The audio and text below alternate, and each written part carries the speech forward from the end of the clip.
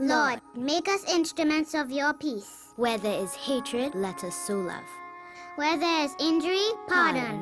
Where there is doubt, Faith. Where there is despair, hope. Where there is darkness, light. And where there is sadness, joy. O Divine Master, grant that we may not so much seek to be consoled as to console, to be understood as to understand, to be loved as to love. For it is in giving that we receive, it is in pardoning that we are pardoned, and it is in dying that we are born to eternal life. Amen. WESN.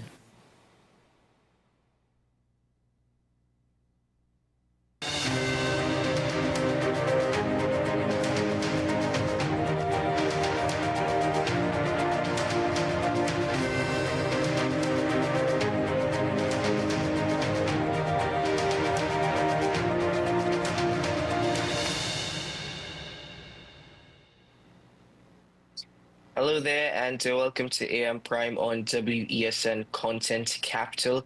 I'm Keaton Shaw. Thank you very much for joining us for this edition of the program.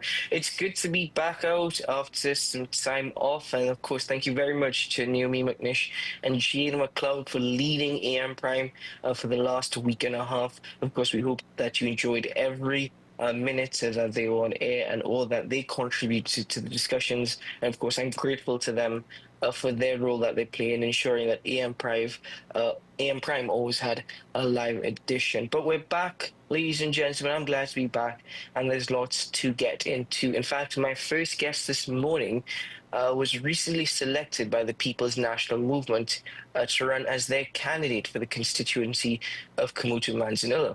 Now, he may be a familiar face. He's actually been on the program before for a very different reason. Apart from being a local actor, and need I say, one that has been in the award-winning film Doubles with Slight Pepper, as well as Doubles, which was the follow-up, he is also a successful attorney at law with offices in San Fernando, Arima, and Sangani. He's also a director of the Housing Development Corporation and National Petroleum of Transvaal, that's NP, and he's also a director at Heartbeat International, an organization, a charitable organization. Now, this gentleman holds multiple roles, but that is just a few, just to name some this morning as we introduce him to the program. Attorney at law and candidate for the People's National Movement for Kamutu Manzanillo, Stanjeev Bulu. Good morning, Mr. Bulu, and welcome to the program. A very pleasant good morning, Mr. Shah. Thank you very much for having me this morning on your program. Thank you very much to your viewers. Good morning to them all. Well, thank you very much for joining us indeed. Mr. Bulu, let me start by asking you, why the constituency of Kamutu Manzanillo? Initially, you were screened for the constituency of Arima and were unsuccessful in that screening process, only to be named as the PNM's candidate of choice for the constituency of Kamutu Manzanillo. Why have you focused on that seat? Was that even a choice of yours, or was that the party saying, we want you there? Just as a matter of correction, I screened for the constituency of Dabadi-Omera, which is now known as the constituency of Malabar-Mausika, pursuant to the Elections and Boundaries Commission 2024 report. Thank you for the correction indeed. Yes. Yes. And my screening in Dabadi-Omera arose as a result of a very tragic incident, which is of national interest, and that is, of course, the untimely passing of our MP, Lisa Morris Julian, and her two children. As a result of our MP, and I'm saying our MP because I reside in the constituency of Dabadi-Omera, so Lisa Morris Julian was very much my member of parliament. As a result of her very shocking and tragic passing, the constituency was sent into, I suppose, what I can describe as a tailspin. And I was asked to give my consent to be nominated in Dabadi-Omera, and it was under those circumstances. And I did say on Monday night that the screening committee has particular duties that surpass looking at one's qualifications to be a member of parliament, or to be a candidate rather, of course, with the ultimate goal in mind of being a member of parliament. And that obligation includes considering the most suitable candidate for the particular needs and interests of each constituency.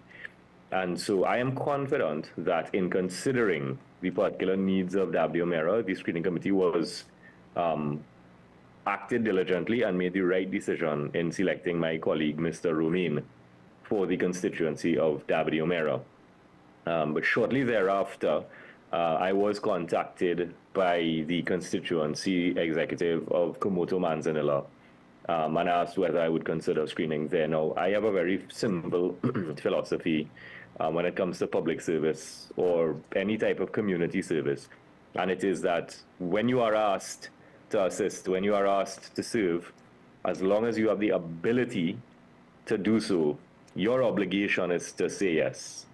So that I was asked to consider offering myself for screening for the constituency of Komoto Manzanilla, and I considered whether I had the ability to do so, and the answer was yes, and therefore my answer to them was yes. In respect of whether Komoto Manzanilla had ever been on my radar, the answer is 100% yes. I spent the vast majority of my life working in the constituency of Komoto Manzanilla. My family has been conducting business, retail business in Komoto Manzanilla since in or around 1996. So we have very deep and long ties to that constituency. And when I say I've worked there, it was not in any sort of slipshod manner. I have spent almost every day in Komoto Manzanilla for a number of years. In that business, I have an office there, and so I have a significant amount of vested interest in the constituency of Komoto Manzanilla, its development, and its constituents. In respect to what you said earlier, as it relates to the most suitable candidate to meet the needs of the constituency, what makes you the most suitable and most qualified individual to lead the constituency of Komoto Manzanilla? Well, I would say, first of all, that my suitability to represent the constituency of Komoto Manzanilla is not to say that the other candidates who have been screened for Komoto Manzanilla were unsuitable. In fact, Komoto Manzanilla did in fact select a candidate before me, who unfortunately, owing to personal obligations, had to reconsider her position. And so that is the reason that the seat was rescreened, and I was therefore selected, so that it is not a takeaway from the other candidates. But I think my suitability comes from a combination of as I said, my vested interest in the constituency, business and personal interests, and also for the fact of my existing or persistent community service in the area. I have been, for example, a 10-year member of the Rotary Club of Sangre Grande. I have been an active member of the Rotary Club of, the Sangre Grande Chamber of Commerce. I've spent a long time working in that constituency. In addition to which, as an attorney at law, I think that I can bring something of value to the constituents in terms of parliamentary representation, which has been, in my respectful opinion, lacking for the last 39 years. The constituency of Komoto Manzanilla has been consistently represented by the United National Congress. And my observation, and again, with the greatest of respect, is that the question of representation has been one that has remained unanswered. It's been lacking, and it is evident from your interaction with the constituency. There are several infrastructural issues that must be dealt with, and it really is evident that, or causes one to realize that with an active member of parliament who is aware of the issues, who is consulting with their constituents, and who is able to successfully lobby central government and parliament for resources. If those things were in place and had been done, we would have seen some advancement and development within the constituency. And the thing is, Komoto Manzanilla is a very unique constituency in that you have a great amount of land space and you have a large number of people engaged in the agricultural sector, so that Kumoto Manzanilla has the opportunity to be the food basket of Trinidad and Tobago, or to contribute significantly to that, as it has been doing, but it's been doing so with very limited resources, and frankly, some underdevelopment, and that comes from a lack of representation at the level of the constituency of the member of parliament. Would you say that agricultural, I mean, given your statements, agricultural development and output is actually one of your main priorities or goals, should you be successful in your campaign? Absolutely, absolutely. The agricultural sector in Kumoto Manzanilla is, I don't want to say number 1, 2, or 3. I have 3 main areas of focus, and I wouldn't place them in any order of priority, because I think they're all intertwined. But it is the infrastructure. So the roads, water, and agriculture.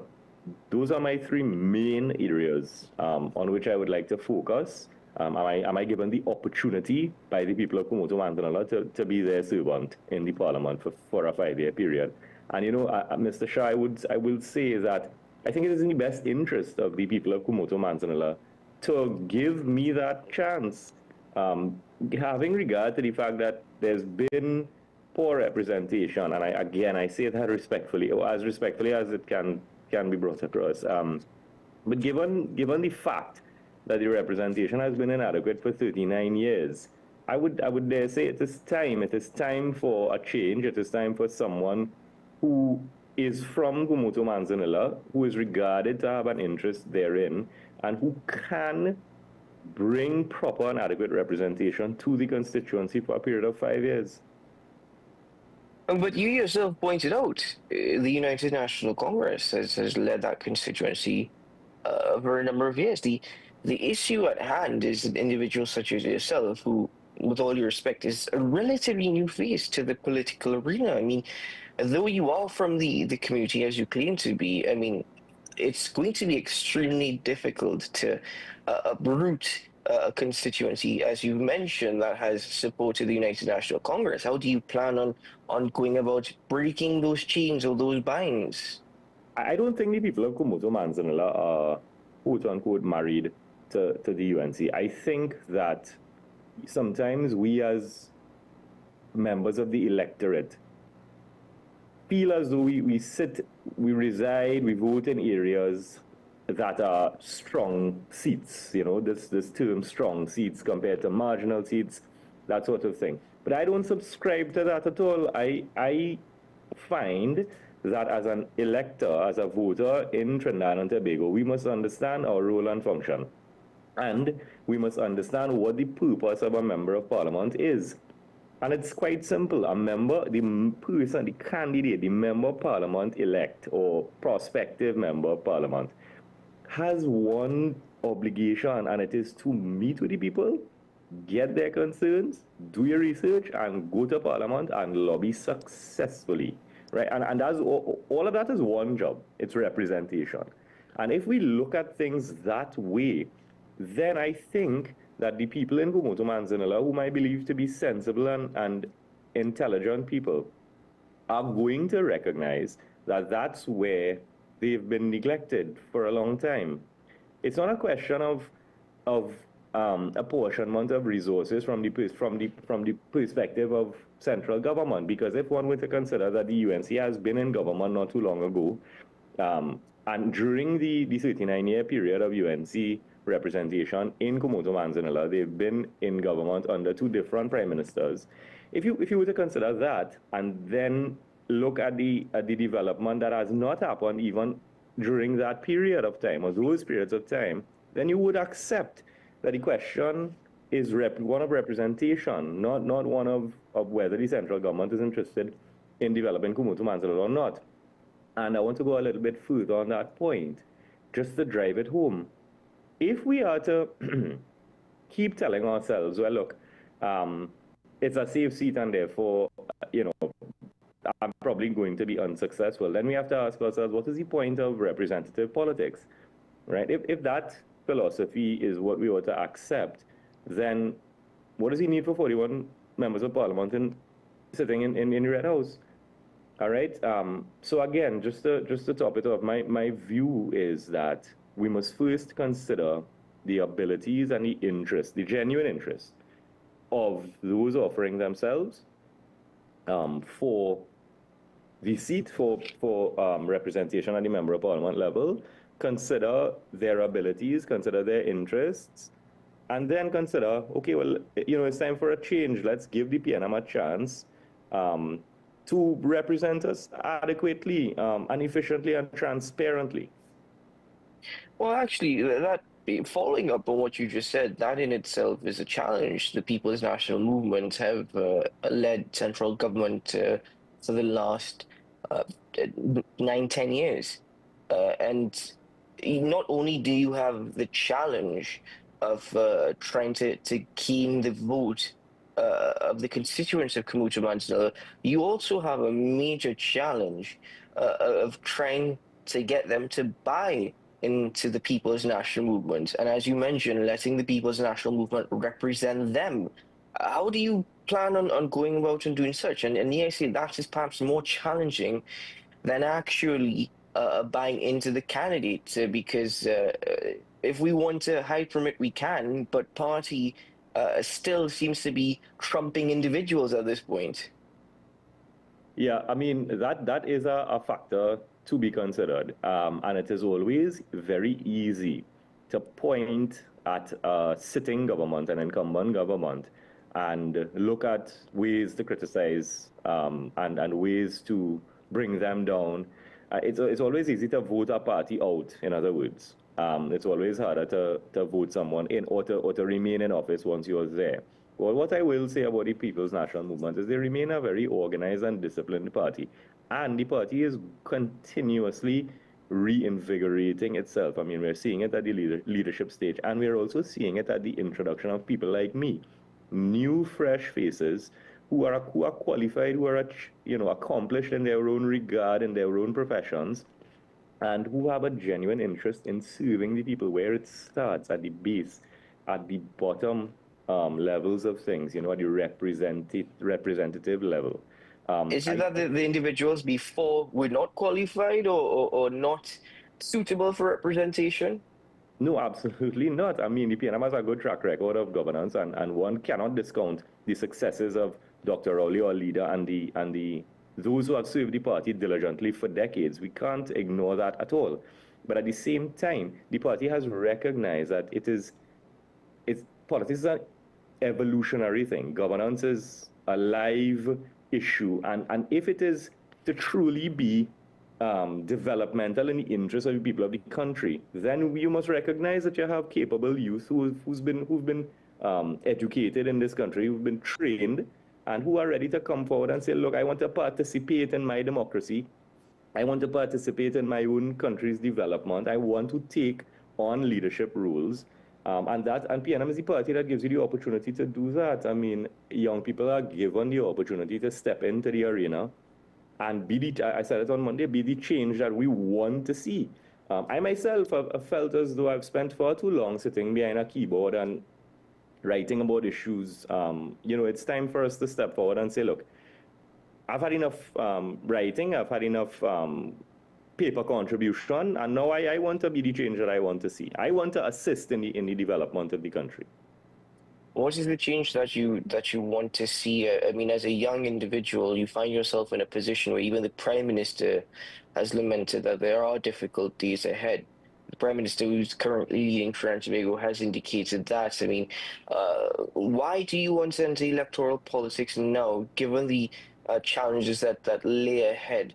That is quite alarming and in some instances quite frightening. I don't think I don't have that luxury, Mr. Shah. I don't have the luxury of sitting back and saying, well, I'll join the arena when it's easier to do so, or when the economy is in a better place, when the oil price better, when the gas price better, when production higher, and when there's more money to spend. It's always easy to do that. It's easy to say, listen, we know that we're on the track to economic recovery because of the organization that the government has put in place in terms of the economy and the energy sector. It's easier to say, all right, next 5 years I will jump in because there'll be a lot more money in the economy. But I don't have that luxury. I have a vested interest in Kumoto Manzanaland's development, and I cannot sit back and allow nothing to happen for the next 5 years. The people in Kumoto Manzanilla simply deserve better. And I intend to bring better representation to them. Let's get the job done. And it's not insurmountable. It is as simple as doing what we did last night and yesterday, going into the community saying, listen, I recognize that this roadway needs to be repaired. These streetlights need to be repaired. Water is an issue here. Agricultural access roads, land tenure issues. We need to inform the agricultural sector, look, there are these grants you could access. This is how you do it. It's not insurmountable work. It's just that nobody's been interested in doing it because you're regarding it as a safe seat. The other side has taken somebody from outside of the area consistently. I'm talking about this current MP here. I mean, consistently, one after the other, they've taken them from outside of the area, implanted them there, and said to the people of Kumoto Manzanilla, look, now, you just accept that now. We know we have your vote. That has to come to an end, Mr. Shah. And as I said, I don't have the luxury of waiting until it is easier for me to do it. Well, Mr. Boodoo, I must say, quite impressive on your part in that last response, because people shy away from electoral politics, and you're saying, "No, I'm going head on. I'm going head first." So that indeed is something that's quite admirable. But Mr. Boodoo, this is actually where we end this morning's discussion, and I want to thank you very much for joining us on the program to speak about your candidacy, your intentions, and your visions for the constituency of Kumoto Manzanilla. Before we do part ways, though, any final thoughts or messages that you'd like to share with those watching this morning? I would just like to say I am very grateful for the opportunity given to me to come to interact with the people of Kumoto Manzanilla, to hear their concerns and to bring some relief to them. I find it is a very honorable task. It's a hard one, yes. It is an uphill battle, but we are ready and prepared. We have a very competent Kumoto Manzanilla executive, and our chairman is particularly organized along with our coordinator. I think we are ready to show from now what we can do in terms of representation. So I'm looking forward to the campaign. I'm looking forward to the next few months whenever the election might be called. I know we're looking at a outer limit of sometime in November, so that it's not a very long campaign, but we have the equipment, the machinery, the experience, and the energy to get the job done. So Kumoto Manzanilla, we are coming, and we look forward to serving your best interests. And Mr. Thank you very much. Thank you so much for the opportunity, sir. I really always appreciate being on your program, and a very good morning to your viewers yet again. Thank you very much, Mr. Boodoo. All the very best in your campaign. Thank you. Ladies and gentlemen, an introductory conversation with Mr. Sanjeev Boodoo this morning as the candidate for the People's National Movement for Kumoto Manzanilla. Of course, as the campaign for the general elections continue, though a date has not been announced, the campaign is indeed in full swing. We would welcome back Mr. Boodoo and all candidates fielding 41 constituencies across Trinidad and Tobago to the program. We hope to have everyone, particularly the new faces of each party involved, to be welcomed to the program. To have such discussions. So we get to know them a bit better, and they inform us as per their visions, their plans, their priorities in the road and in the years ahead. Ladies and gentlemen, we take a break here on AM Prime. We will return shortly for a lot more conversation this morning. Stay with us. Folks, we're back and better than ever. Your show have always appeared to be a show that is focused on going to the cause or looking to the cause. We hardly ever talk about the white-collar crime, though. We always talk about the ones that involve more as physical violence against individuals. The citizens will only measure transmission when water starts to flow through their taps. The Constitution doesn't talk about local election. Contract mafia that's responsible for looting the country, and they own and operate these politicians. So if you are running a country and you can't say nothing as a prime minister, please take up your bag and go. It is not comparative to the murder figures, but it is in fact very high. I believe he's protecting certain individuals.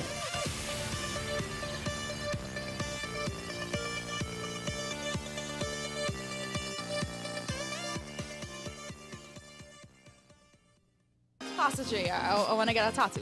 You really respond wanna- to me. Respond to me how you would respond to me. The first question I'll ask is why? Controversial taboo topics. We get so consumed by church, we forget that we have to live the life of being a Christian outside of the Sunday. Like you say, services. we think going to a service makes us a Christian. Exactly. Yeah. Right. So we are about to hear the second time Pastor J wanted to take a tattoo. Would have been late last year and early this year. Oh gosh. Hope Unfiltered podcast with Pastor J and Ren.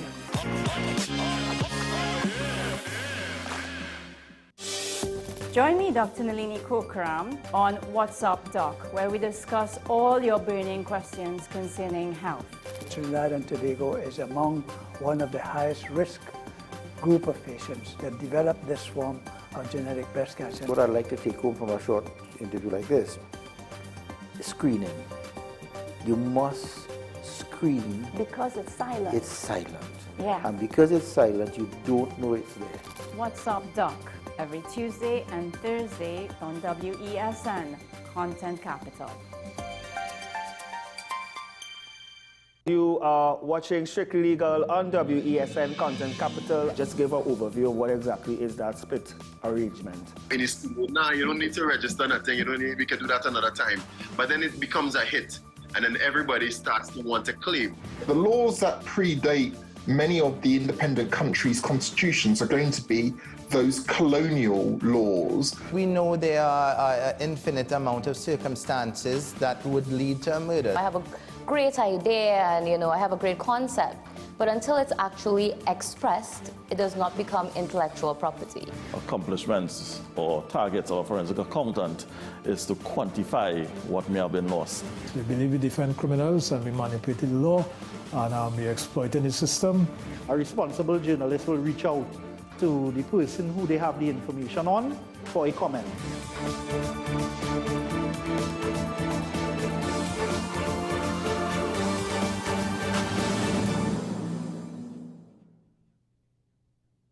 We are tackling the hard-hitting topics, some controversial topics, some topics we sweep under the rug. You don't always have to forgive in a relationship for it to move forward. If it is you are in a situation where you forgive the person, but to the detriment of yourself, what are you really doing? It is very uncommon for somebody in the younger age group to have dementia. Atheists don't not believe.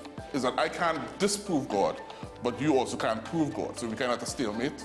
We'll focus on the woman who's being the victim, or the man who's being the victim. We exclude the children. Folks are trying to study the underlying brain mechanism to figure out how does this particular disorder happen in the brain? How is the brain processing this? Don't worry about AI, worry about humans working with AI. Are you willing to learn new skills to stay relevant for the future job market? That's the challenge that people are going to struggle with.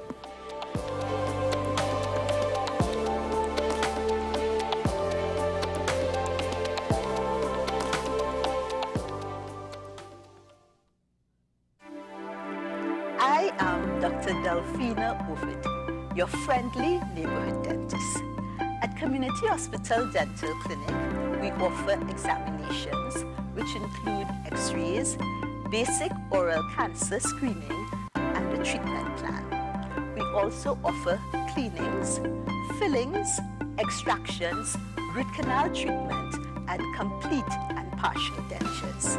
Remember, you don't have to brush and floss all your teeth, just the ones you want to keep. Give us a call at 235-5479. The Community Hospital of Seventh-day Adventist, where good private health care is affordable.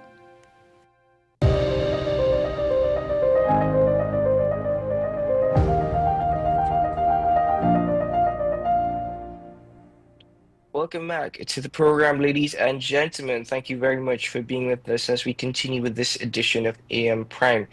Well, my next guest is a familiar face to the program, having been on many a times previously, but this morning we're speaking about more so their thoughts on their political future, particularly within their party, the United National Congress.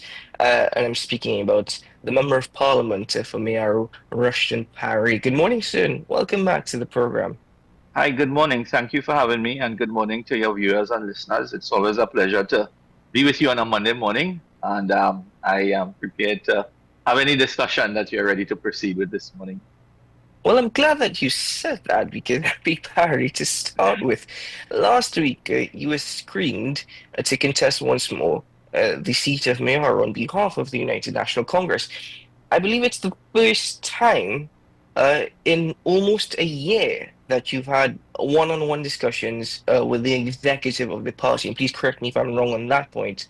But the first time in 1 year. Now, media actually stated that there were fireworks that were expected before the screening process and even during the screening process. But upon your exit, you indicated it was quite respectful. Though I know you can't state everything that was said during that screening process, exactly what was the theme of the atmosphere? What was the discussions like between you and the current executive?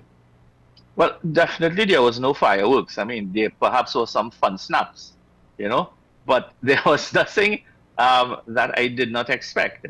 So, I mean, the executive of the party, I have had conversations with individuals over the last year. Many of them are my colleagues who sit in the parliament. So I would have had interactions from time to time on other matters in terms of, issues before the parliament and so on. But as a leadership body in terms of the NATEX, there was very little or no communication between myself and the body that they call NATEX. Now, over the last few months, I had raised several matters prior to the election, asking certain questions, raising the matters that my team, the United Patriots, did raise during the election, to ask the party, well, okay, the election is over. What are you going to put in place to deal with these matters? Because these matters are still pending. Very little response over the last year. The screening itself, it was standard, the normal questions about financing of your campaign, whether you would be supportive of the party if you're not selected, there's a new candidate. Those are standard questions that they ask you. But there were some questions concerning the campaign, the challenge to the leadership, because I think there's some confusion that the media created as well. There was never a challenge to the leader. The leader position was never up for grabs. It was 16 or 17 positions on the NATEX, which we challenged. But the media carried it as a general one-size-fits-all conversation where there was a leadership challenge. So that created a space for a lot of conversations within the national community about who wants to challenge who for leadership and who can't challenge who for leadership and so on. But I had always maintained that leadership of the party or the political leadership, it is not something that you apply for like a job where you submit your resume. It has to be a call from the membership during a constitutional election. And at that point in time, there was none. So there were a few questions concerning things that raised up during the campaign, which I addressed frontally. I don't know whether they accepted the responses that I gave them, yes or no. The screening took about 35 minutes. There were a lot of to and froing in terms of, trying to rationalize a lot of the commentaries that would have been made during the election. But I survived it well, and I came out smiling, and I look forward to see what is the decision of the party going forward. The concerns that you expressed, or the reasons that you held that campaign for the NATEX of the United National Congress last year, do they remain the same today? If they do remain the same, in terms of principle, how can you advocate on behalf of a party like the United National Congress with the issues that you raised a year ago? Well, I can tell you nothing has changed in the months after the election. None of the matters that we raised have been addressed as far as I am aware. But, there is always a saying, nothing is perfect. Even in our political arena, nothing is perfect. There are those who wish to sit on the sideline for a utopian society when everything is perfect. But there are those of us who have to work hard, work with what you have been given and strive for the best, and you would work towards improvement. Now, there are a lot of people not prepared to do that. I would get so many dissenting voices and says, Rushton, you're fighting a losing battle.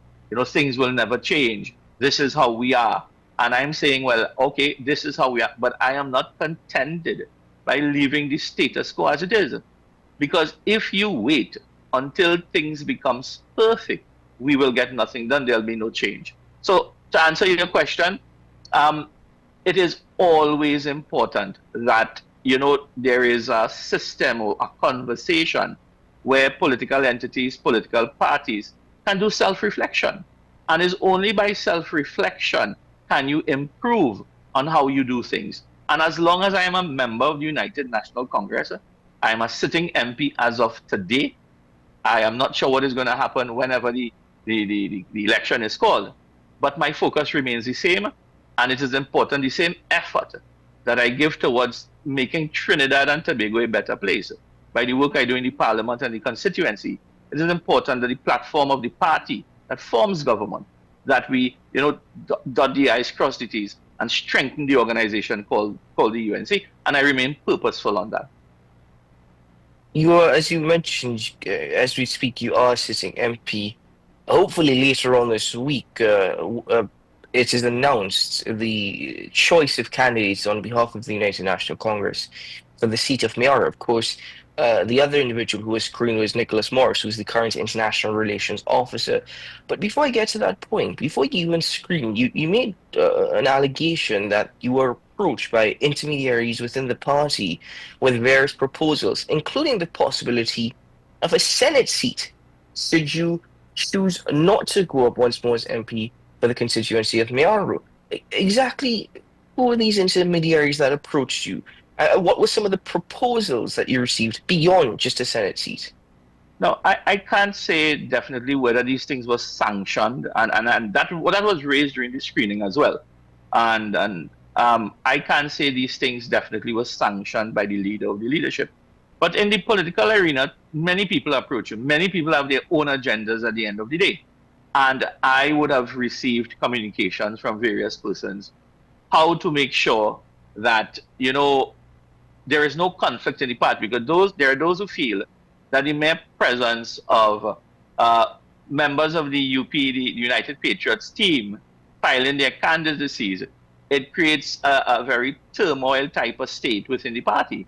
So in this one particular instance, there was one person who came and said, well, look, Rushton, at the end of the day, there are toxic people around you that you need to terminate them.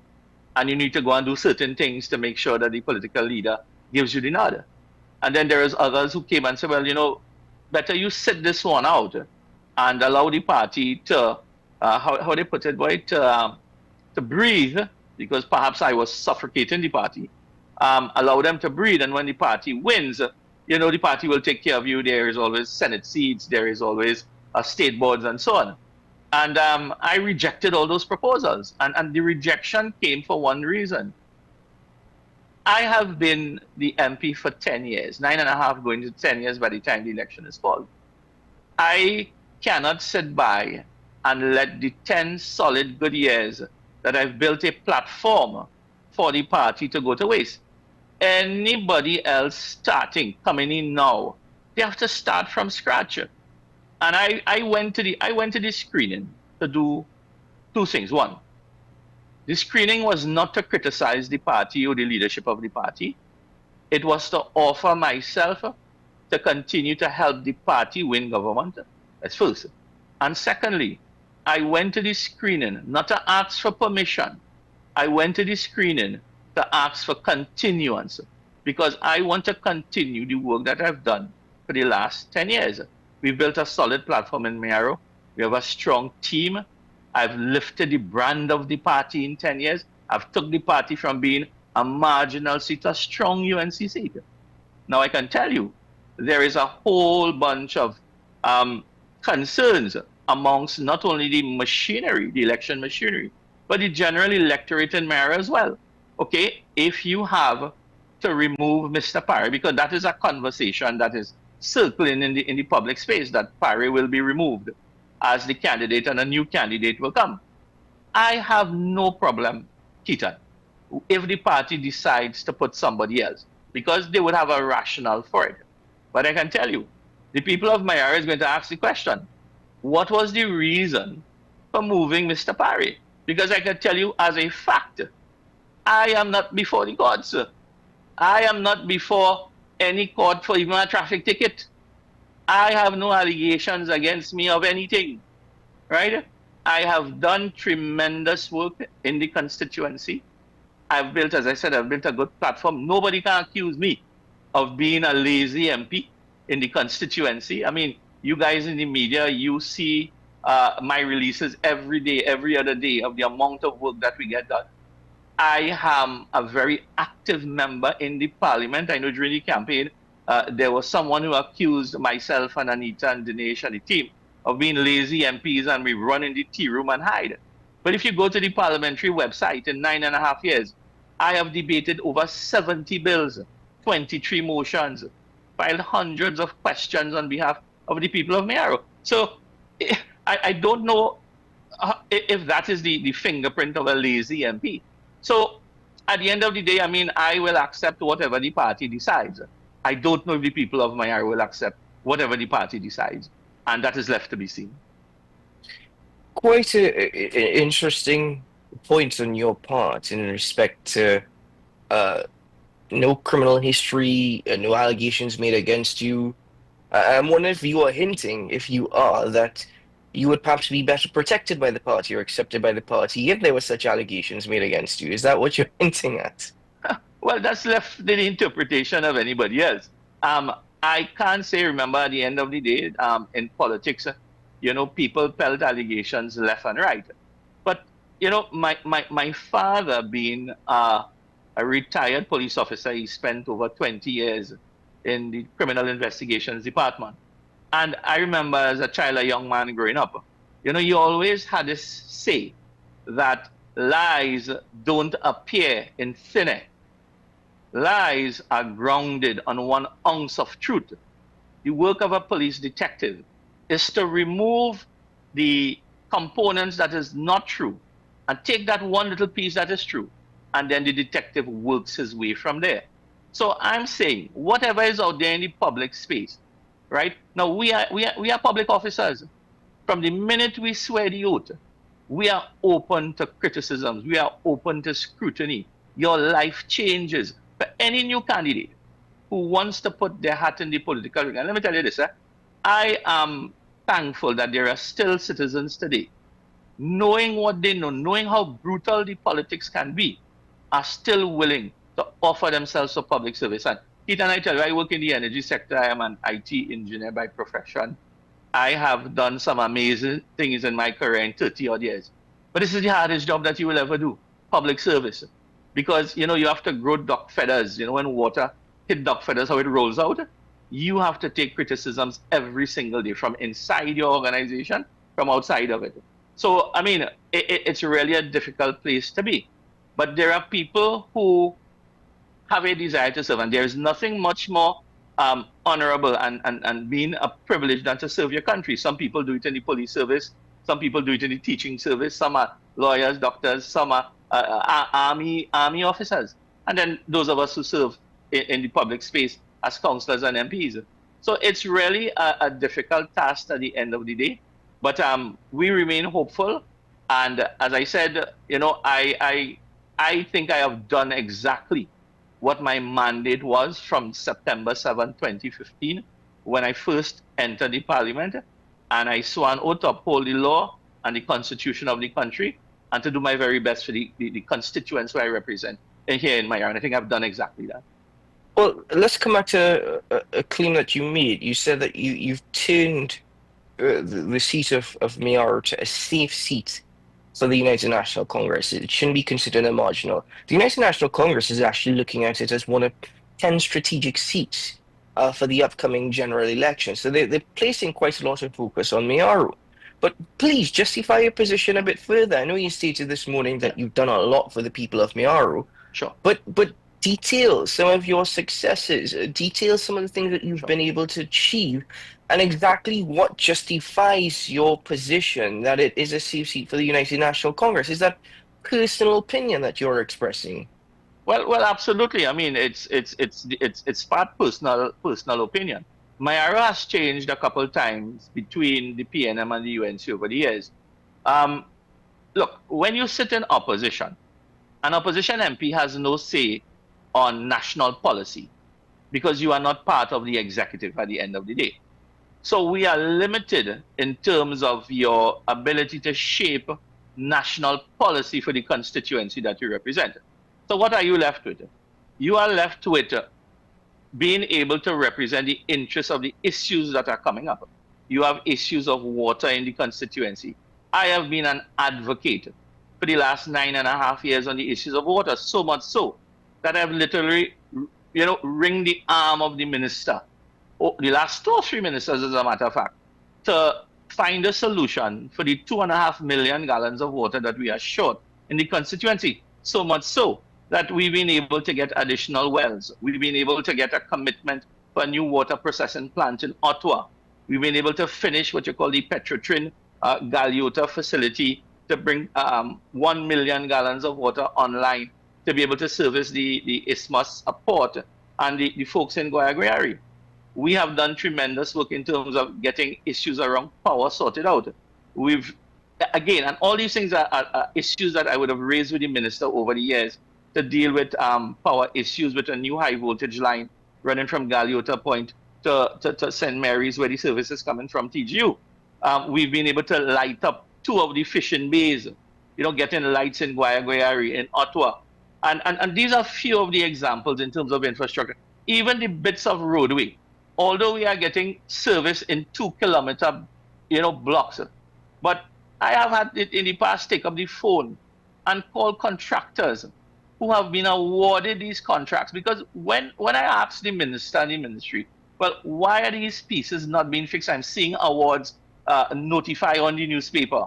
Why isn't the work started? And the quiet conversation to me, well, look, sometimes the contractors, the cost to mobilize, they prefer to go in an area where they have a larger project rather than come to the areas like Mayaro, where you have 1 kilometer, 2 kilometer of roadway to fix the mobilization fee. I said, but no, that is unfair. And I will go and I will chat to some of these fellas. Listen, I will go out to tongue on other tail if all they don't get the work started. So land slips. Look, this week alone, I'm going to make representation to the new chairman of the RDC. Then look, I have an area called Bangladesh in Ecclesville, where there's about 17 land slips in one road. Garbage trucks can't go in, water trucks can't go in. If there is an emergency and one of those landslips collapse the road, people can't get in, get out.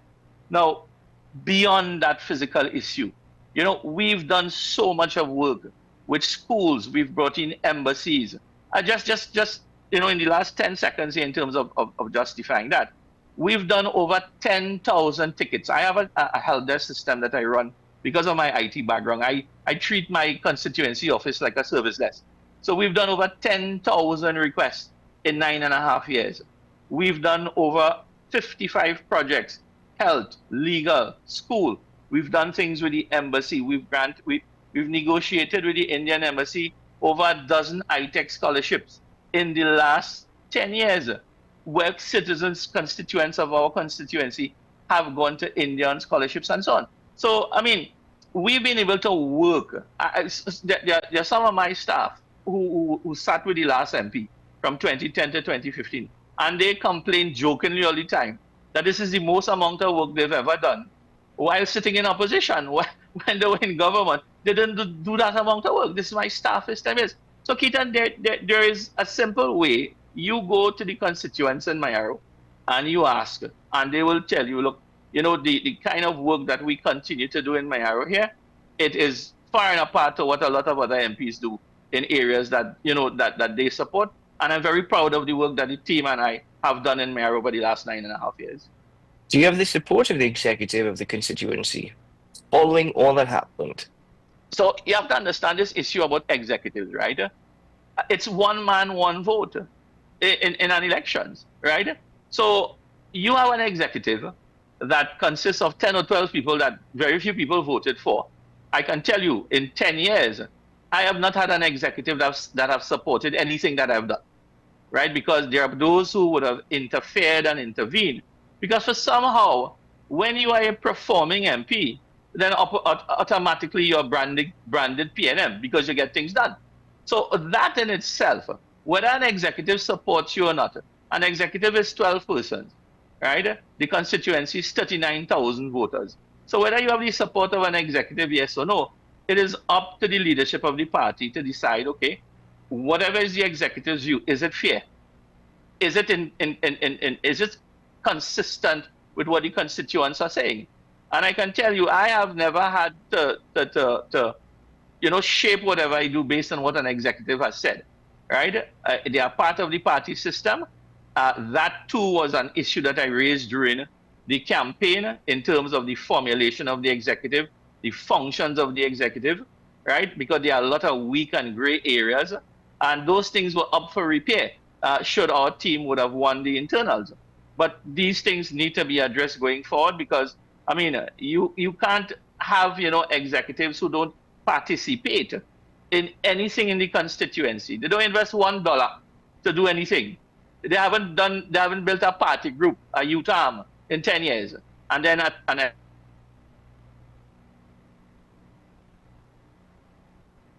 I think MP Parry is frozen there with me. I've lost connection with him. We hope to have him back online very soon to continue the conversation.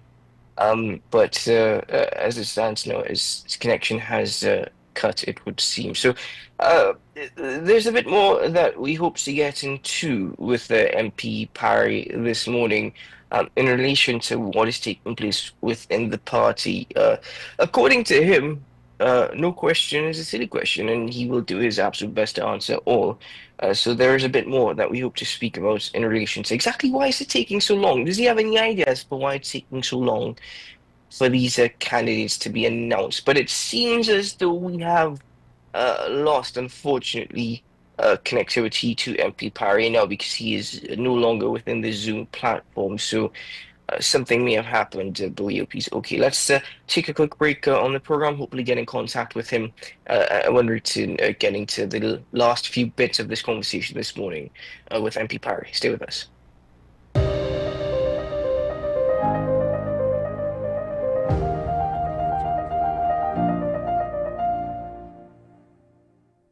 My name is Dr. Stephen Carroll, the CEO at Community Hospital of Seventh-day Adventist, and we are committed to making good private health care affordable. For all your medical needs, including dental, radiology, laparoscopy, behavioral and mental health, along with many other services, contact us for more information at 235-5479. Community Hospital of Seventh-day Adventist, where good private health care is affordable. This is 10 Questions. I'm Andy Johnson. The distance from where we should be in the world in going forward on our commitments with climate change. The effects of climate change that cannot be accounted for, it's called loss and damage. And we're seeing loss and damage happening so much more in this decade and the previous decade. The principal term there was this question of the correspondent banking issues. That is why we're trying to build capacity with this country here, Trinidad and Tobago, and other countries in the region. Man is not showing any signs of stopping or even slowing down. More than half of the forest in Trinidad is already gone. All the plants and all the animals and all of the nice clean water and fresh air and everything had to be on this planet for humanity to have a chance. We have small change when it comes to countries that can take decisions, and when they speak, the world listens. The General Assembly is a very democratic forum. And Trinidad and Tobago has the same vote as Canada, in spite of the obvious difference in size.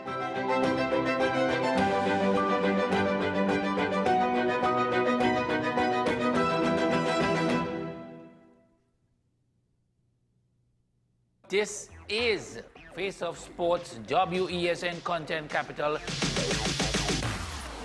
How you felt about the kiss on the lip? That's the business. I'm not to do with that. I find that was distasteful. The national senior team, whether you like it or not, that is the model for all other teams to follow. I'm assuming that the regional requirement may be a much stricter requirement. This is not about Pro League and Super League. This is a league run by the Normalization Committee that I'm responsible for. Nobody expected FIFA to fund this arrangement. If we don't get a professional attitude towards this, we are doomed for failure. You break the balance, trip the leg, control the body. They ain't gonna stand put forever. Why you want the Chiefs to lose so? Why you want the Chiefs to lose so? They already have two. Lamar don't Why? have. You're jealous because you know the Chiefs getting closer to the Patriots. Let's go to the last part. No, of the not no. Let's go to the last part.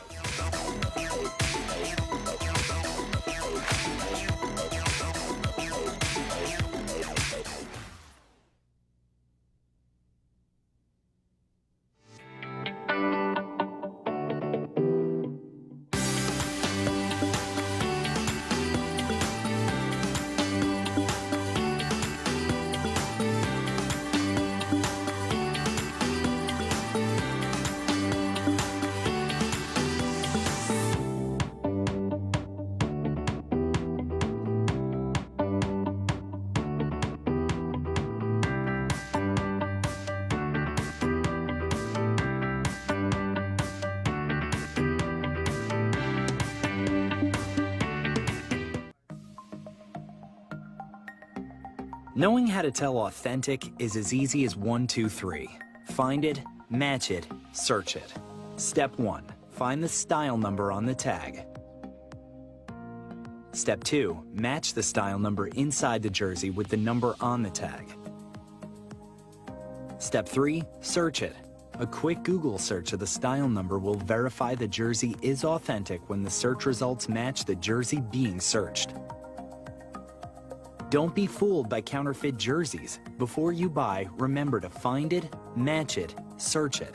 FanZone, 2 locations nationwide. Center City Mall, Chaguanas and Movietown, Port of Spain. Nationwide delivery available. Every word, every line, every paragraph depicts a real moment in someone's life. A father, a sister, a mother, a brother. We at Newsday are dedicated to you, the people, and through independent, unwavering journalism, strive to always bring your stories to life. Because your stories are more than just words. Newsday, independent and credible.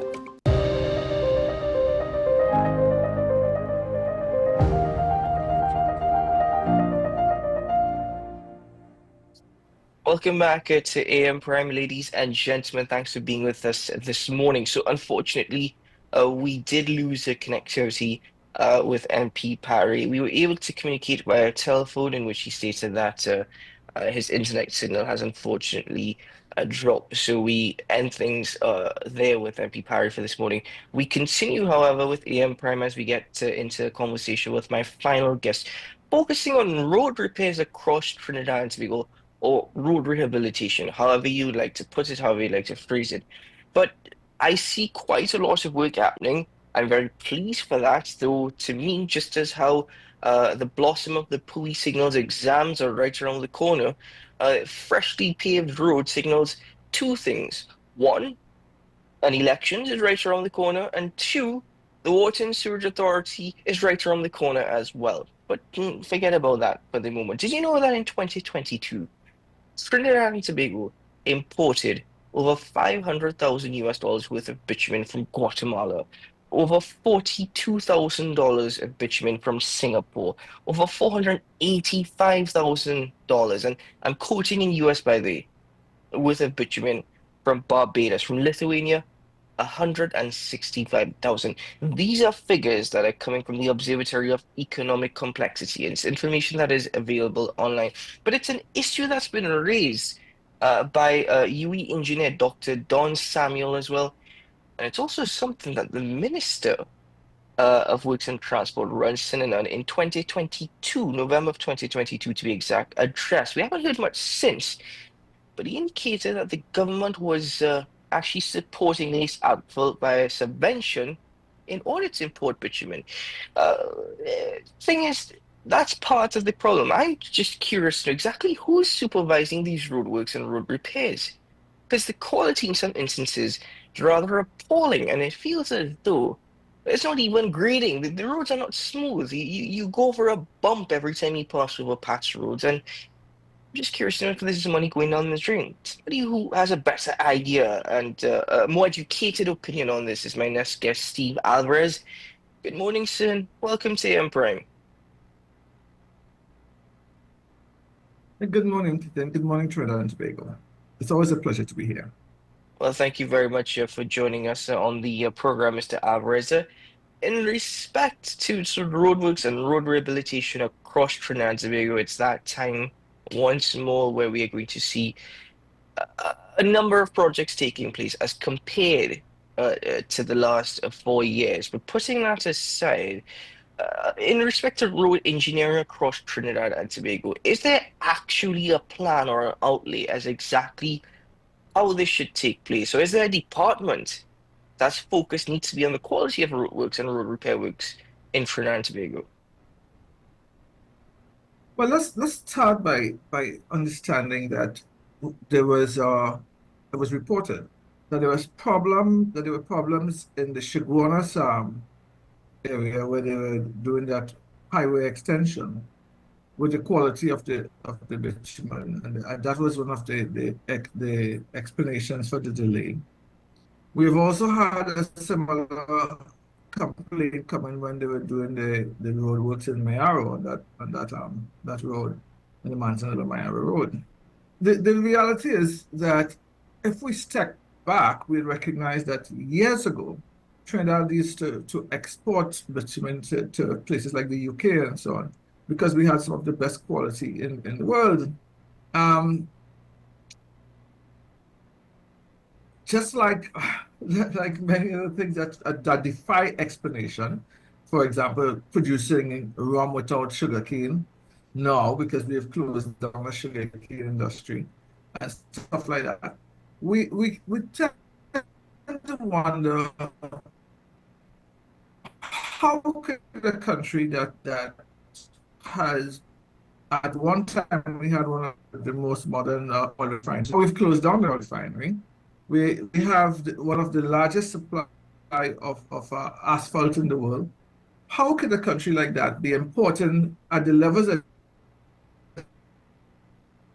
you just spoke about materials for road repairs, but substandard materials, and so we assume that it's substandard basically because the quality was not good. But it tells of an overall system things, like, because you spoke about it in your opening remarks, like when you talked about WASA. Simple things like saying to whoever is doing the repairs in WASA that when you dig up the road, part of that repair must be road restoration. And there must be a standard. You just don't tell people, restore the road. WASA had just restored a road on St. Lucian right now, St. Lucian Road, and they actually put bitumen on the road. But it's people drive around the patch because it's very uneven and it was never rolled. So there's no standard in terms of how we go about. This is not something that is, say, you can just fly by night decide how to fix a road. There are standards, international standards, that says that you compact a certain amount you get certain level of compaction by passing, and they actually have details so many times at the weight of the roller and how many times they pass and so on to get at the density that is required for a smooth surface. So these are scientific things. These are not things that we guess, and we should always sort of lean on the science rather than the fly-by-night way in which we do things. But it speaks of a bigger problem, a problem where we do what we do simply by whim and fancy rather than by design, rather than having a scientific approach to it. In respect to a scientific approach, okay, when we talk about, okay, go ahead. No, please continue. As you said, you're going a bit further. No, let's say I'm what just you're saying, saying. when you go about talking about, when we talk about road repairs, every time you try to fix a road, you should have the engineering standards being clarified to the contractor, and so that it should never be dependent on the contractor and how he intends to fix the road. The specification should be there. And once you follow those specifications, at times, a level of quality that is at international standard. In respect to that international standard and that level of quality, as you said, it should not be up to the actual contractors to abide by this. But there are departments under the Ministry of Works and Transport. The question is, Mr. Alvarez, is whether or not they're functioning to capacity and whether or not they're executing their job as they should be. That is a question more suited to the minister, and of course, I would have an idea of what the response would be. But generally speaking, across Transvago, it was even up to some contractors, according to one report from a UE engineer, Dr. Don Samuel, who indicated that they were importing bitumen. If they themselves were importing bitumen rather than being able to purchase it from Lake Asphalt, if that was the case, is it that the burden of the works from design to whatever the case may be all falls on the contractor? Is that the impression that exists? Have to first of all get a contract from the government or whatever with the specifications required, and then he has to source this material from wherever it's available. But it should not matter where he sourced that material from, because there should be standards that he has to meet. For example, what's the size of the aggregate? So you can't have, for example, somebody putting down 3/8 and somebody putting down 3/4 stones in it. You have to, all those things are specified, and that's why in construction you have a thing called specifications. Those things tell the contractor what it is that is required. But you see, Keaton, when you look back at most things, the problem has always been political. I'll give you an example. I was wondering a while ago why it is that we don't have people that go around and check on our roads to make sure that they can report to the ministry what areas need to be repaired, where the major potholes are, and so on. And then to my great surprise, I found out that there are, in fact, people who with that responsibility in the ministry. So when you drive around and you see a pothole that's been around for in some cases years, then you realize that the problem that we have is not so much knowing what to do, but it's a matter of implementation. And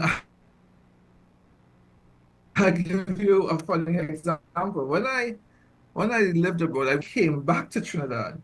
To my great surprise, just off KFC in Marval, there was a pothole there that I said, wait a minute, this was there before I left and went away. And that depression in the road continues to be there even today. It's no longer just a pothole, it's a depression that has never been repaired. So we have not taken, regardless of the government that's in service, we have not been serious about implementation. We talk about things, we know it's now over what, 40, 50 years, and the pitch lake is almost in the very same condition as it was over those years, and there's so much potential for the pitch lake. So we have to understand that perhaps and so we should source the competence outside of government to deal with the issues that we have, and road repair is a major issue in that regard. Could you what do you mean outsource? Outside of government?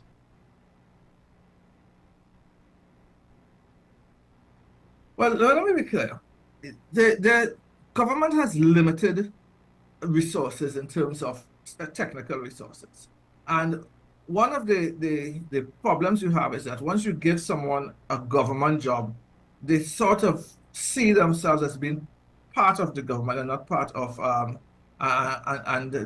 there's not that initiative to go forward and do things in an innovative way. I'll give you an example. We are paying somewhere, if I'm correct, somewhere in excess of $100,000 a month for a CEO of WASA. At least that's what's reported.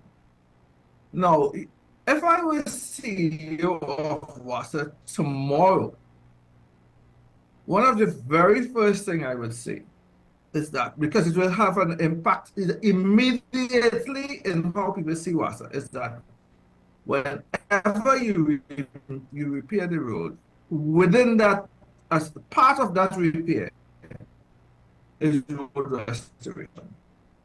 And then you would have earned your money. People say, wow, boy, this guy has made a difference, because now when they dump the road, they restore it.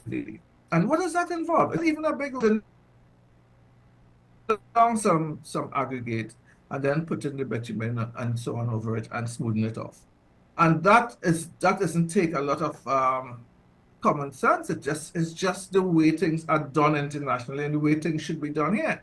So why isn't it done? Because if it was the private sector, somebody will hold them to say, listen, this company is not doing what they need to do. So one understands the need for a government-private sector partnership where we have the expertise to do what is required if we need to go forward. So at this time, although I've been hearing rumors about Chinese firm in the pitch lake, I haven't seen anything official in that regard. With external private sector businesses to run the pitch lake, so that you not only produce what is required locally, but you can export our products. And therefore, that government does not have the ability, the political will, nor the personnel to do it properly. Okay, Mr. Alvarez, bear with us. So we're going to take a quick break here on the program. We seem to be having some connectivity issues, so let's try and sort that out. Ladies and gentlemen, we hope to continue this conversation shortly. Please stay with us.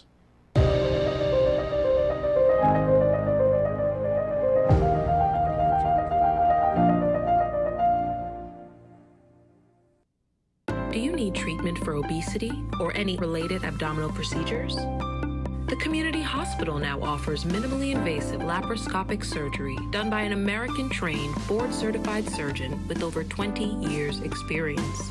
Give us a call at 235-5479 for more information. The Community Hospital of Seventh-day Adventist, where good private health care is affordable.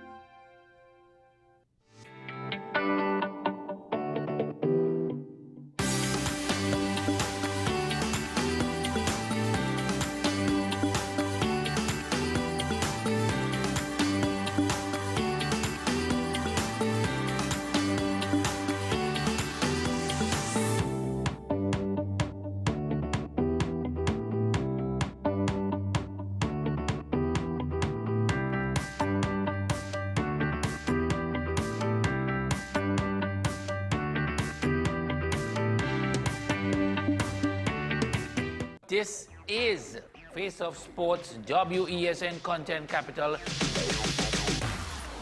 How you felt about the kiss on the lip? That's the business. I'm nothing to do with that. I find that was distasteful. The national senior team, whether you like it or not, that is the model for all other teams to follow. I'm assuming that the regional requirement may be a much stricter requirement. This is not about Pro League and Super League. This is a league run by the Normalization Committee that I'm responsible for. Nobody expected FIFA to fund this arrangement. If we don't get a professional attitude towards this, we are doomed for failure. You break the balance, trip the leg, control the body. They ain't gonna stand put forever. Why you want the Chiefs to lose so? Why you want the Chiefs to lose so? They already have two. Lamar don't Why? have. You're jealous because you know the Chiefs getting closer to the Patriots. Let's go to the last part. No, of this game. no. Let's go to the last part.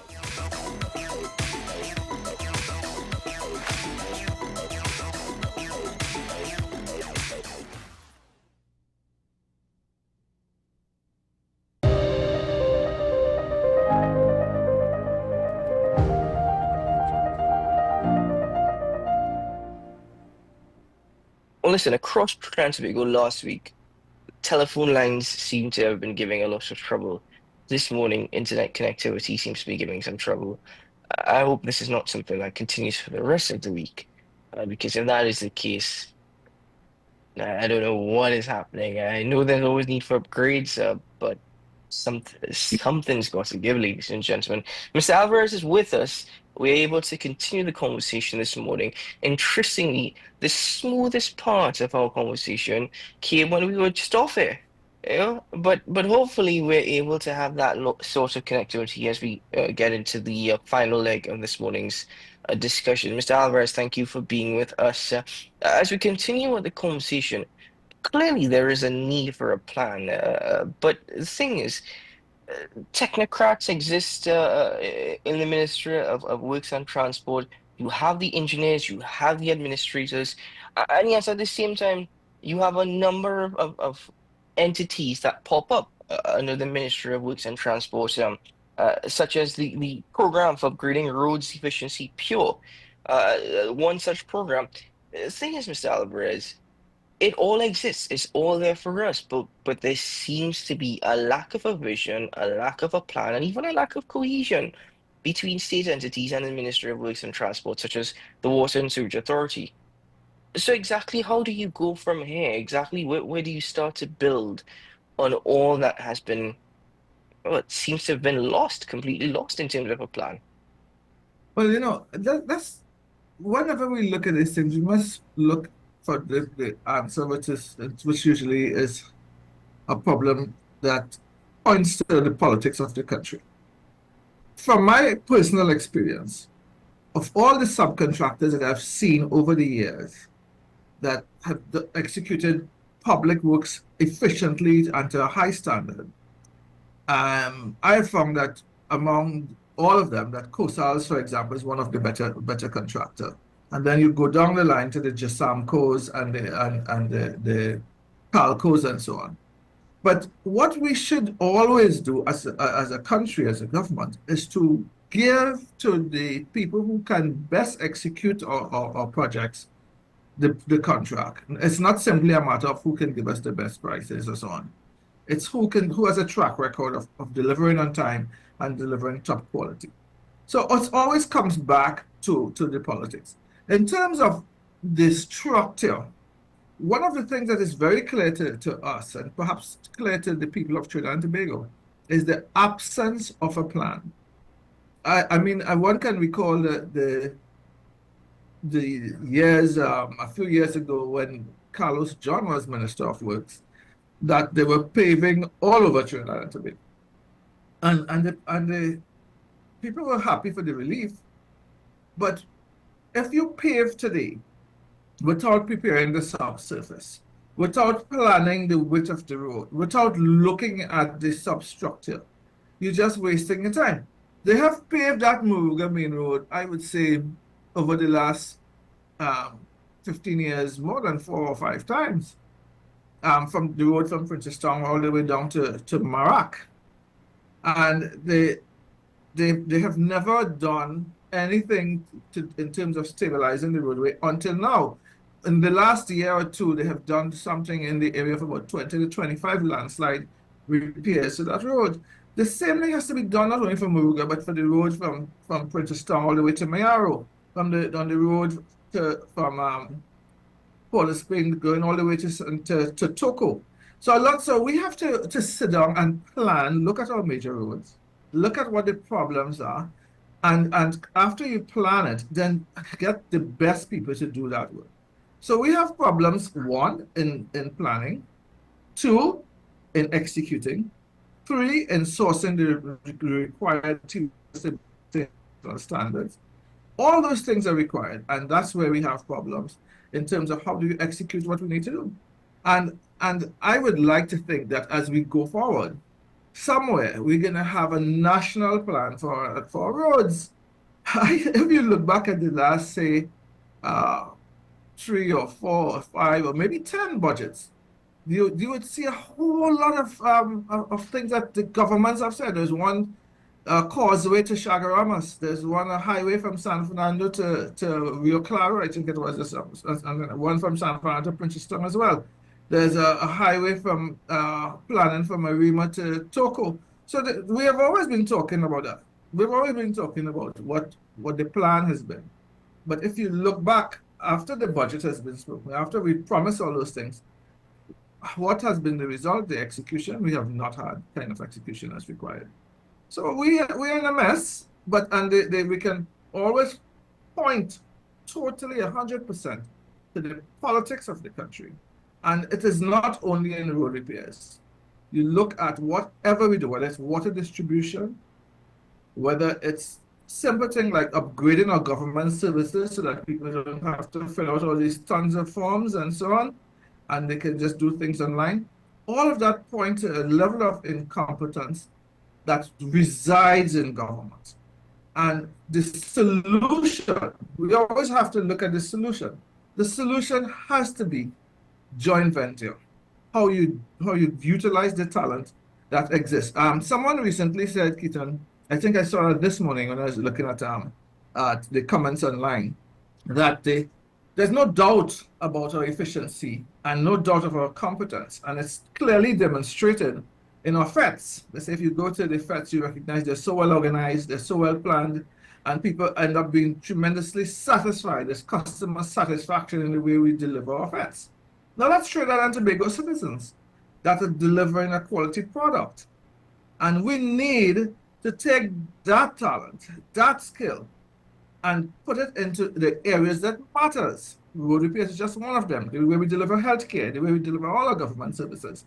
And that is, we have the competence. There's no doubt about it. But we have to do it as a joint venture because the people, unfortunately, the people that seem to offer themselves for government services, such as to work in government and politics, may not have the competence that's required to deliver the services that are required. Well, there is an election right around the corner. It's up to the people to decide whether or not they're satisfied with what they've received thus far and who is the best individual or party for that fact who would probably bring about change if change is necessary. I, for one, I'm very happy to see that there's places being paved, though I am concerned because myself, as I'll give you an example myself. For quite a number of years, there's been a sinkhole appearing not too far from where I live. You could see it taking place in the road. You can see the road collapsing. And they seem to just pave over this sinkhole. You know, they've paved over the sinkhole. So that tells me that the roadway is still going to collapse. You know, they haven't actually repaired the problem. And this is why I'm curious to know exactly who is supervising these works, exactly who is overseeing the quality of works taking place. You can't pave over a sinkhole, Mr. Alvarez. The weight alone does not help.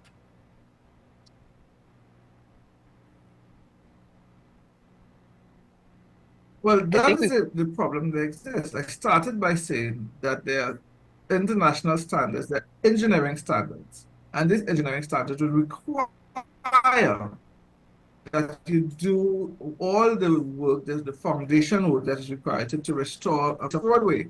So that as restoring the roadway when a pipe is being repaired means that there's certain, you have to get compaction to somewhere around 90% density. And then you come back now to do your paving. Yes. So there are engineering standards that I am sure that the street understands and knows need to be done. But no matter how you do it, Keita, no matter how you look at it, there's always that politics there, and there's always that giving of that contractor to someone who is a member or affiliated with some part of the ruling government or some friend of a friend of a friend, which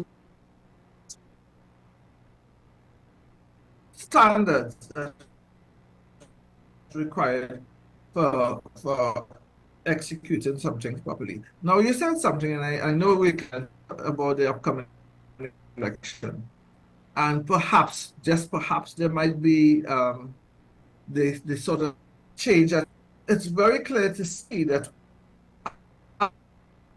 as we approach the next election, unless we get new people who are required to take us forward, we're going to find ourselves, just like we've done over the last 20 years, saying, complaining, saying, why is this not so and not so? And you know what's been our biggest complaint, as we talk about election and so on, who thief and who did not thief, and who is likely to thief less, rather than discussing the things that we're discussing today. Who delivers a quality product that's just going to uplift the standard and quality of life for all the citizens of Trinidad and Tobago. That is what we need to focus on, rather than who is more corrupt and so on. And that is the challenge that we face at every election. I was waiting for a specific word to be said. So I was waiting for it. But no worries at all, Mr. Alvarez. This is where we will end things this morning. I want to thank you very much for joining us on the program. I know that there was a bit of connectivity issues, but we were still able to have a conversation that hopefully leads to individuals forming their own opinions and getting their minds jogging this morning as it relates to road repairs and rehabilitation across Trinidad and Tobago. Mr. Alvarez, thank you very much for your time, sir. Well, thank you, Keaton. Just remember, one can always hope. Take care. Ladies and gentlemen, Steve Alvarez joining us on the program this morning. Thank you very much for your time. Well, with that being said, it's a happy Monday, ladies and gentlemen. Cheers to a good week ahead. Not always a lot of good news, but hopefully we can make our own good news. This week is, of course, Carnival weekend, culminates with the celebrations taking place the next week, Monday and Tuesday. So it's going to be a busy week.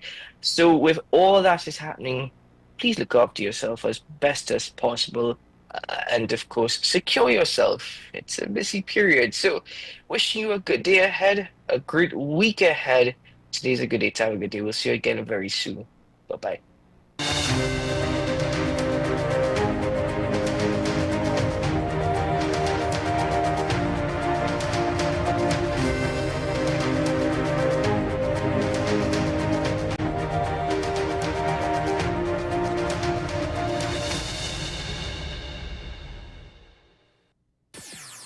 WESN.